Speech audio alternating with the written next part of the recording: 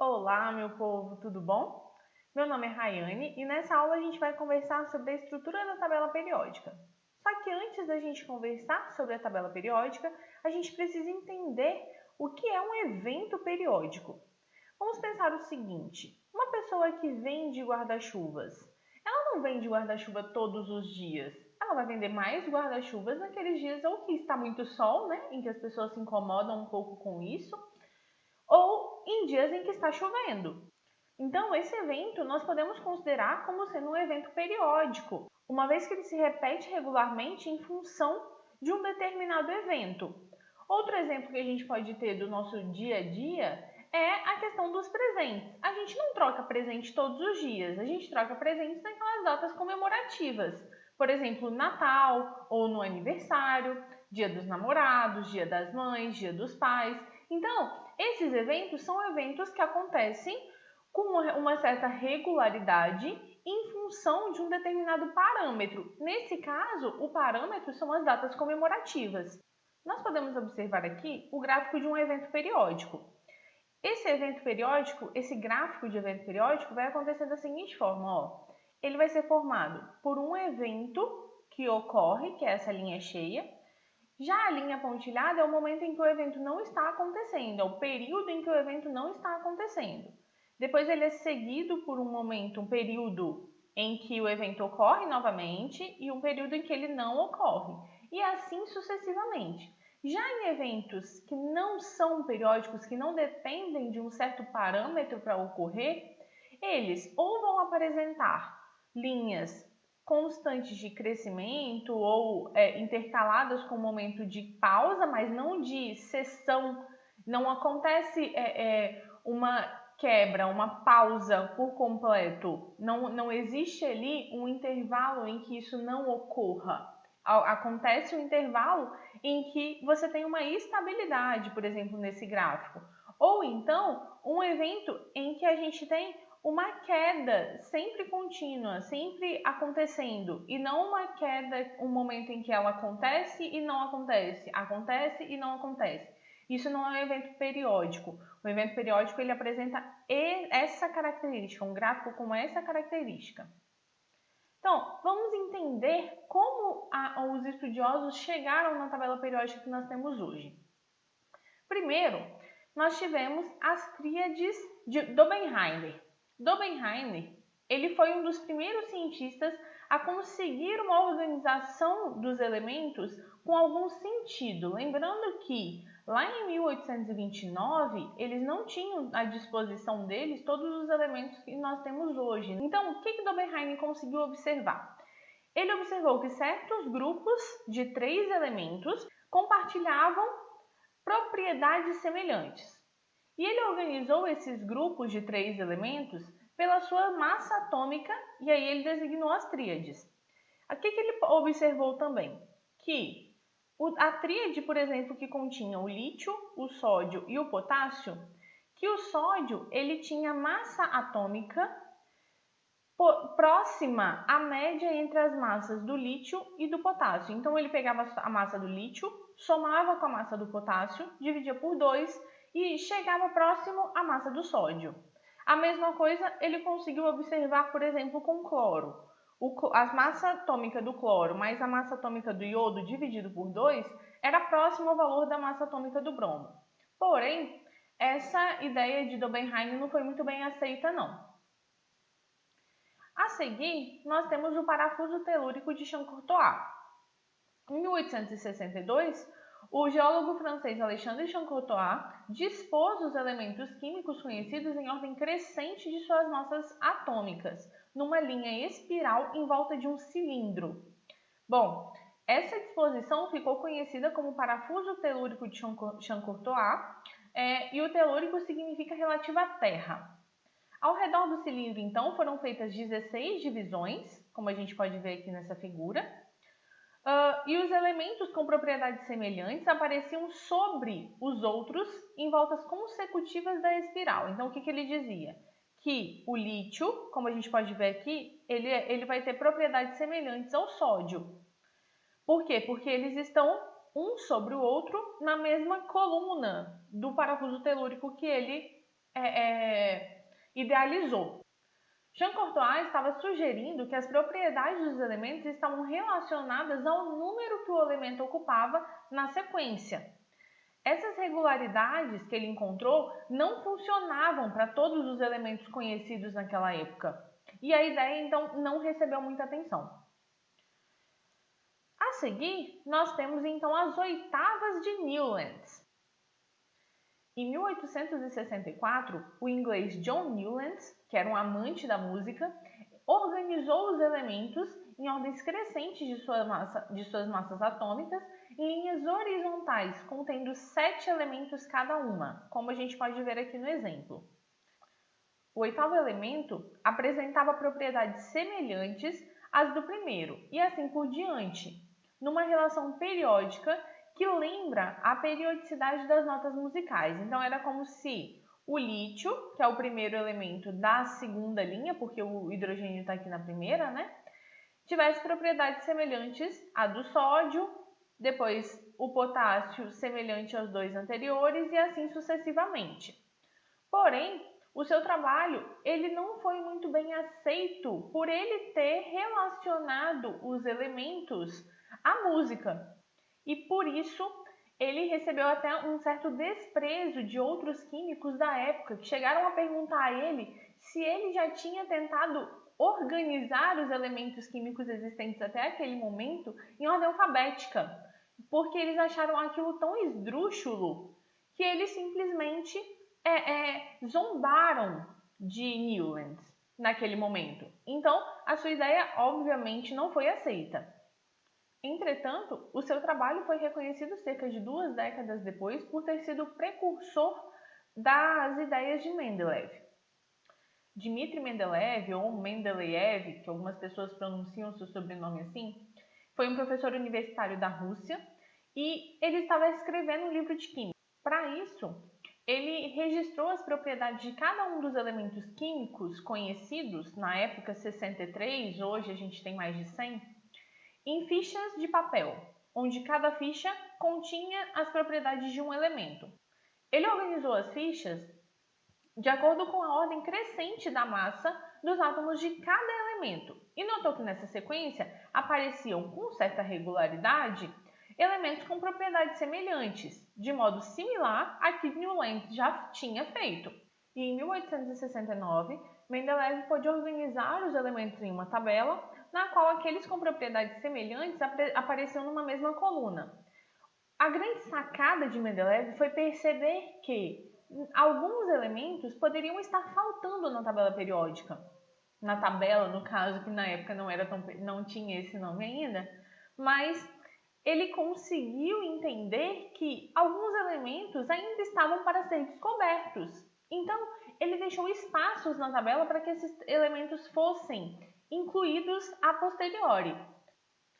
Outra coisa interessante que Mendeleev fez foi simplesmente entender que o que mandaria na tabela dele não seria necessariamente a massa atômica, mas sim as propriedades. Então, alguns elementos ele modificou a posição mesmo que não seguisse a massa atômica na sua ordem crescente. Alguns elementos ele inverteu a ordem. Então, alguns apareciam com a massa atômica maior antes de um outro que aparecer com a massa atômica menor. Mas simplesmente porque as propriedades daqueles elementos eram quem dominavam a tabela dele. Ele conseguiu com isso até prever as propriedades de alguns elementos. E por fim, nós temos Moseley e o número atômico. O inglês Moseley fez importantes descobertas trabalhando com uma complexa técnica envolvendo os raios X. Com isso, Moseley disse que os elementos eles não estão dispostos na tabela periódica por ordem crescente de massa atômica, mas sim por ordem crescente de número atômico, que é o que a gente tem hoje. Hoje, sabe-se que quando os elementos químicos são organizados em ordem crescente de número atômico, ocorre uma periodicidade nas suas propriedades, ou seja, repetem-se regularmente elementos com propriedades semelhantes. Essa regularidade da natureza, então, ficou conhecida como a lei periódica dos elementos. E aí nós chegamos na tabela que nós temos hoje, com muito mais elementos do que os 63 que Mendeleev tinha em mãos para organizar uma tabela. Então, o mérito de Mendeleev foi exatamente esse, foi entender que o que ele tinha em mãos não era tudo. Mas, naquela época, então, ele organizou os elementos que ele tinha em ordem de massa atômica. E hoje a gente sabe que os elementos eles, na tabela periódica não são organizados de acordo com a massa atômica, mas sim com o número atômico. Onde nós temos aqui o hidrogênio com o número atômico 1, o hélio com o número atômico 2, o lítio 3, o berílio 4, o boro 5, o carbono 6 e assim sucessivamente. Sendo assim, com uma tabela periódica tão redondinha, a gente consegue já até prever e entender onde ficarão os elementos na tabela periódica. Mas antes da gente chegar nesse ponto, a gente precisa entender o que é período e o que é grupo numa tabela periódica. Os períodos serão sempre as linhas na tabela periódica. Então, nós temos aqui a primeira linha, lembrando que linha na horizontal, coluna na vertical. Então, a primeira linha da tabela periódica é o primeiro período, a segunda linha, o segundo período, terceira linha é o terceiro período, nós temos até o sétimo período. Aqui, nós podemos observar duas linhas que estão aqui como se fosse uma portinha que a gente abrisse e descobrisse vários elementos dentro da tabela periódica, que são os lantanídeos e os actinídeos. Todos eles estarão dentro de um mesmo quadrinho da tabela periódica. Então, a gente vai dizer que os lantanídeos estão no sexto período, todos esses, e os actinídeos estarão no sétimo período, todos esses. Lembrando que a tabela periódica só tem 7 períodos. Após isso, nós temos os grupos ou famílias, tanto faz, ok? E aí, os grupos ou famílias, antigamente, eles eram caracterizados por uma letra e um número, ou melhor, por um número e uma letra. Sendo que a primeira coluna... Os grupos e famílias estão organizados em colunas, na vertical. Então, a primeira coluna antigamente era a 1A, depois nós tínhamos a 2A, descendo aqui, a gente chega na 3B, 4B, 5B, 6B, 7B. Depois nós temos 3 colunas, como a 8B, voltando para 1B e 2B. Depois nós temos 3A, 1, 2, 3A, 4A, 5A, 6A, 7A e 0. Bom, mas hoje em dia, a nossa nomenclatura para família e para grupos é bem mais fácil. A gente vai começar do 1 até 18. Então, 1, 2, 3, 4, 5, 6, 7, 8, 9, 10. Aqui a gente vê que não se repete, ela segue em ordem crescente de numeração. 11, 12, 13, 14 até 18. Sendo que nós temos algumas famílias que são mais importantes na tabela periódica, que são elas o grupo 1 ou 1A, que é o grupo dos metais alcalinos. É importante saber esses nomes, ok? O grupo 2 ou 2A, que é o grupo dos metais alcalino-terrosos. Pode aparecer aqui sem esse hífen também, tá? A grafia sem esse hífen. Nós temos o grupo 16 ou 6A. Repara nessa coincidência, que não é tão coincidência assim. O 16 coincide com o 6A, que é o grupo dos calcogênios. O 17 ou 7A, que é o grupo dos halogênios. E o 18 ou 0, às vezes aparece também como 8A, que é o grupo dos gases nobres. Mas, se vocês repararem lá no slide anterior, onde eu coloquei as famílias, nós tínhamos algumas famílias na cor azul, que eram acompanhadas da letra A, antigamente, e nós tínhamos as famílias que eram acompanhadas da letra B na cor verde. E eu fiz justamente isso porque nós temos 2 tipos de elementos na tabela periódica, que são os elementos representativos e os elementos de transição. Então, aqueles elementos que lá no slide de grupos ou famílias estavam na cor azul, eles eram do grupo 1, 2, 13, 14, 15, 16, 17 e 18.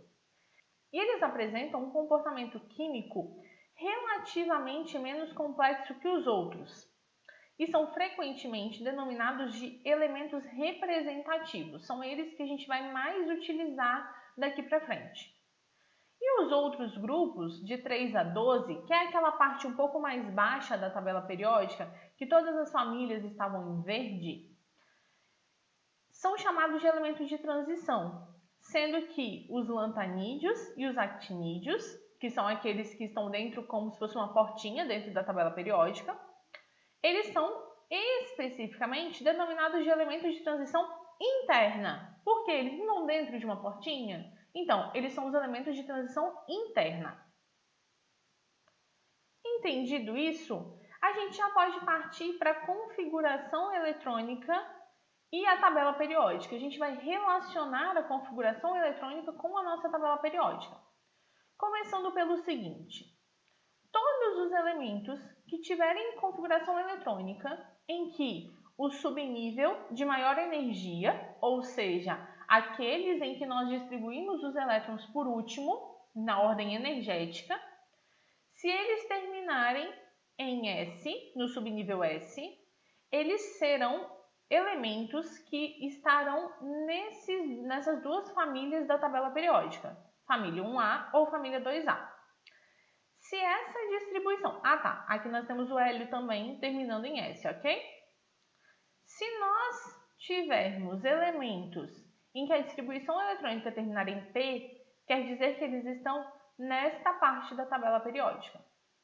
Então, se esses elementos terminarem a sua distribuição eletrônica em S ou P, eles serão elementos representativos. Agora, se eles terminarem em D, eles serão elementos de transição, ou em F, que serão elementos de transição interna. Então, é bem característico isso, tá? Terminou em S, família 1 ou 2. Terminou em P, família 13 a 18. Terminou em D, a gente tem elementos de transição. E terminou em F, elementos de transição interna. Outra coisa que nós temos que observar também é que o número N de níveis de energia preenchido com os elétrons do átomo no estado fundamental indica o período da tabela ocupado pelo elemento. Se nós observarmos então o carbono ele tem 6 elétrons. Então, a distribuição dele é 1s2, 2s2, 2p6. Quer dizer então que ele tem 2 níveis de energia, não necessariamente completos. Se ele tivesse apenas um elétron na segunda camada, no segundo nível, ele ainda assim teria 2 níveis de energia. Então, a gente pode concluir que ele está no segundo período da tabela periódica. Agora, o magnésio. Aqui, a distribuição está em ordem geométrica, tá? Mas não tem problema, vocês podem fazer na energética e depois organizar na geométrica ou simplesmente observar pela energética. Bom, o magnésio, ele apresenta aqui elétrons no primeiro nível, no segundo e no terceiro. Já que ele tem elétrons no terceiro, quer dizer que ele tem 3 níveis de energia, ou seja, lá na tabela periódica ele se encontra no terceiro período. Nós temos também o titânio. O titânio, ele tem elétrons no primeiro, no segundo, no terceiro e no quarto nível. Então, quer dizer que ele tem 4 níveis de energia e se encontra no quarto período da tabela periódica. O tungstênio, ele tem 6 níveis de energia, termina lá no 6s2, ele tem elemento lá na camada do nível 6. Então, quer dizer que ele está no sexto período da tabela periódica. Agora, os elementos de um mesmo grupo da tabela periódica apresentam o mesmo número de elétrons na camada de valência. Lembrando que camada de valência é aquela camada mais distante do núcleo, não necessariamente aquele nível e subnível que a gente distribuiu elétrons por último. Então, a gente distribui de acordo com a ordem energética, organiza pela ordem geométrica e aí a gente chega na camada de valência. Então, é o seguinte, se o átomo tiver um elétron na última camada, ele vai estar na família 1, metais alcalinos. Se ele tiver 2 elétrons na última camada, ele estará na família 2 ou 2A, metais alcalino-terrosos. Se ele tiver 3 elétrons na última camada, a gente está falando de um elemento que está na família 13, 3A, que tem como nome família do boro, porque o primeiro elemento da família é o boro. Já o cara que tem 4 elétrons na última camada, ele se encontra na família 14 ou 4A, que é a família do carbono. Quem tem 5 elétrons na última camada está na família 15 ou 5A, que é a família do nitrogênio. Quem tem 6 elétrons na última camada está na família 16 ou 6A, que é a família dos calcogênios. Quem tem 7 elétrons na última camada está na família 17 ou 7A, que são os halogênios. E quem tem 8 elétrons na última camada está na família 18 ou 8A ou 0, que é a família dos gases nobres. Vamos fazer um exercício que vai ficar mais claro isso. Forneça o número da família e do período ocupados pelos elementos cujos números atômicos são fornecidos abaixo. Indique se o elemento é representativo, de transição ou de transição interna. Então vamos lá. Nós temos aqui um elemento com número atômico 14 e se ele está no estado fundamental, ele também tem 14 elétrons. Então, o primeiro passo é fazer a distribuição eletrônica. Distribuição eletrônica desse elemento é 1s2, 2s2, 2p6, 3s2, 3p2. Se o subnível mais energético é o subnível P, quer dizer que esse é um elemento representativo. Se ele tem 3 camadas, camada 1, camada 2 e camada 3 níveis de energia, quer dizer que o período desse elemento é o período 3, ou o terceiro período. E como ele tem 4 elétrons na última camada, 4 elétrons na camada 3, a gente diz que ele está na família 14. Vamos ver para o Z igual a 37, então. Primeiro passo, distribuição eletrônica. Como a distribuição eletrônica terminou em 5s1, então quer dizer que esse elemento é um elemento representativo. Como ele tem 5 níveis, ele é um elemento que está no período 5. E como no seu último nível ele tem 1 elétron, quer dizer que esse elemento está na família 1. Entendido? Gente, isso é questão de prática. E na dúvida, coloca na ordem geométrica, que fica bem simples de observar tudo isso. Menos o elemento representativo, né? O elemento representativo, ou de transição interna, ele vai ser observado pela ordem energética, enquanto período e família pode ser observado pela ordem geométrica mais claramente. Bom, nós temos também a classificação dos elementos da tabela periódica, onde os elementos são divididos em metais, ametais, algumas tabelas ainda trazem a divisão de semimetais, os gases nobres e o hidrogênio. Os metais são aqueles que estão em maior quantidade na tabela periódica.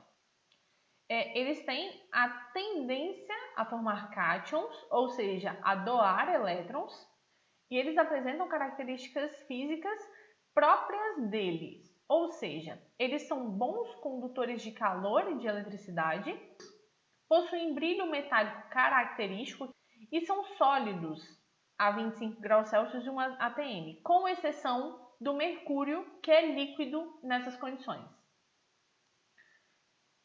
Já os ametais ou não metais, eles são fisicamente contrários aos metais. Eles não são bons condutores de calor e de eletricidade e eles não possuem um brilho característico dos metais. É claro que existem algumas exceções, como por exemplo o iodo, que apresenta brilho metálico, e o carbono na sua forma da grafita, que apresenta brilho e é um bom condutor de eletricidade. Nós temos também aquela classificação hoje já extinta, mas que ainda aparece volta e meia, que são os semimetais. Os elementos classificados nessa divisão, eles apresentam características intermediárias entre os metais e os não metais, ou seja, apresentam brilho típico semimetálico e semicondução de corrente elétrica. Hoje em dia, há uma tendência em dividir esses elementos em metais e ametais, ou seja, a gente acabou com essa subdivisão. Por esse critério são considerados metais o germânio, o antimônio e o polônio, e não metais o boro, o silício, o arsênio e o telúrico. Mas algumas tabelas elas já vêm divididas da forma correta, só com metais e não metais, ok? Nós temos ainda a divisão dos gases nobres, que são um conjunto de 6 elementos. O hélio, o neônio, o argônio, criptônio, xenônio e radônio. Eles apresentam como principal característica a inércia química, e eles são relativamente raros e os únicos encontrados na natureza, na forma de átomos isolados. E por fim, nós temos o hidrogênio. O hidrogênio é um elemento atípico na tabela periódica, então ele não se enquadra em nenhum grupo. A gente sabe que o elemento hidrogênio ele se encontra lá na família 1 ou 1A. Porém, ele só está lá porque ele só tem um elétron na sua última e única camada. Ele não apresenta as mesmas características químicas ou físicas dos metais alcalinos. Ele não é um metal, ele é um não metal, diferente dos metais alcalinos, então ele só está ali em função da sua configuração eletrônica e não pelas suas características. Com isso, a divisão da tabela periódica atual fica assim. Os amarelos aqui, em que nós temos os não metais, os gases nobres em azul e o restante da tabela periódica, que são os metais. Essa tabela traz para a gente os estados físicos dos elementos, onde grande parte dos metais são sólidos, alguns deles artificiais, como a gente pode ver aqui em vermelho, e o mercúrio, que é um metal no estado líquido. Os não metais, geralmente, eles são gasosos, porém nós temos algumas exceções, né? A gente vê aqui alguns no estado sólido e o bromo no estado líquido. Bom, pessoal, por hoje é isso. Espero que vocês tenham gostado. Se vocês gostaram, deixem o seu curtir aqui embaixo e a gente se encontra na próxima, ok? Um beijo e até lá!